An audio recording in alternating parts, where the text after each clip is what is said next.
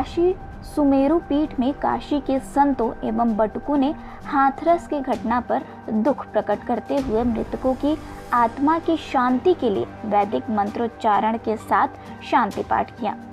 पीठ के पीठाधीश्वर जगतगुरु शंकराचार्य स्वामी नरेंद्रानंद सरस्वती ने कहा कि यह घटना काफी दुखद है। इस पर कड़ी कार्रवाई करते हुए दोषियों को मृत्यु दंड देना चाहिए। वहीं स्वामी नरेंद्रानंद सरस्वती ने कहा कि ढोंगी बाबाओं के लिए हम कुंभ में एक बड़ी बैठक करेंगे। उन्होंने कहा कि सत्संग से जीवन में बदलाव आता है, लेकिन ऐसे बाबा जो सूट बूट में अपने आप को संत कहते हैं, यह गलत है। उन्होंने सरकार से मांग किया कि उस ढोंगी बाबा के संपत्ति को बेचकर मृतक के परिवार को 10 लाख रुपए का मुआवजा दिया जाए। स्वामी नरेंद्रानंद सरस्वती ने यह भी कहा कि ऐसे बाबा जो न तो भगवान को मानते हैं न तो कोई पूजा पाठ, तो यह संत कैसे हो गए।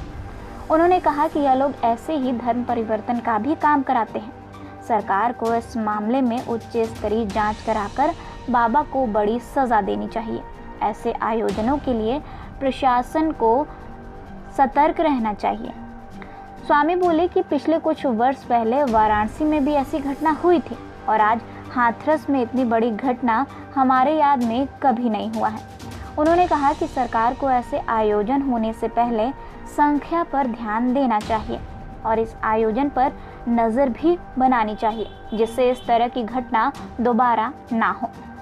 शशांक शेखर पलेंकर भगवान विश्वेश्वर दिवंगत आत्माओं को शांति दे। इस दुख की घड़ी में उनके परिवार को दुख सहन करने की शक्ति दे।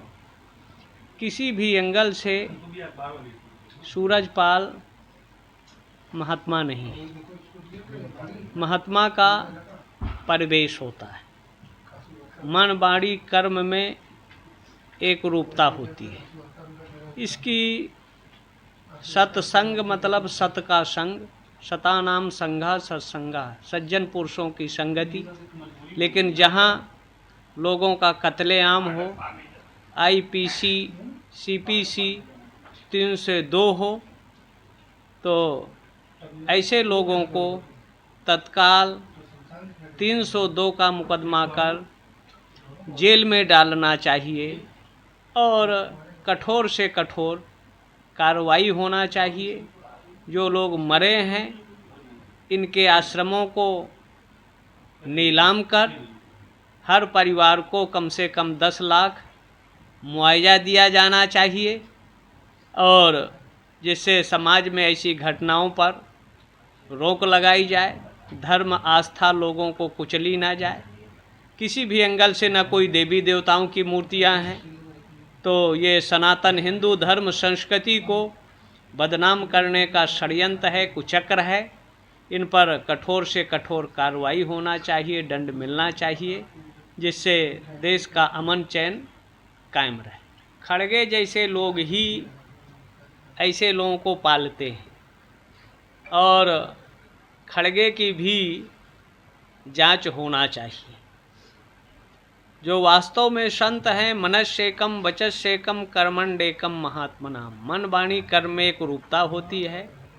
और जो संत हैं, हम लोग भी जाते हैं, लाखों का सत्संग होता है, कभी एक चिड़िया नहीं मरी है।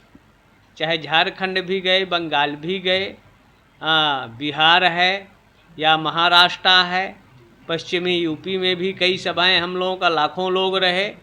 लेकिन ये साजिश षड्यंत्रों के तहत जो एक तरह से हत्या है, पाप है। और जो राजनीति है, राजनेता लोग चाहे जो करें, लेकिन इन पर कठोर कार्रवाई होना चाहिए, दंड मिलना चाहिए। और ऐसे आयोजकों पर एक नियमावली भी होना चाहिए। जो सनातन धर्म संस्कृति देवी देवताओं को न माने, वो ऐसे कार्यक्रमों पर पूर्णतः प्रतिबंध लगाया जाना चाहिए। ऐसा अगर देखा जाए तो गांधी ने कराया। हाँ, 18वीं सदी में पहला कत्लेआम केरल में हुआ। 20,000 से ज़्यादा मुस्लिम लीग ने हिंदुओं का कत्लेआम किया। दूसरा कत्लेआम नोआखाली में हुआ, जहाँ 1.5 लाख हिंदू मारे गए। तीसरा कत्लेआम इन गांधियों ने सिखों को कत्लेआम किया।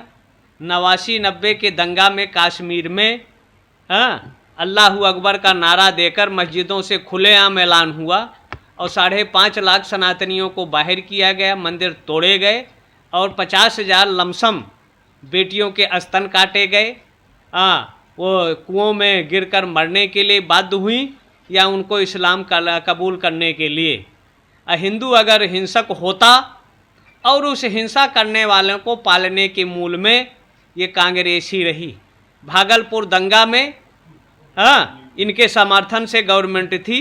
लगभग 22,000 हिंदुओं यादवों का कत्लेआम हुआ और उसके बाद जब इनके सपोर्ट से लालू बने तो उन सबको बरी कर दिया गया, छोड़ दिया गया और जो जेल में डाले गए थे।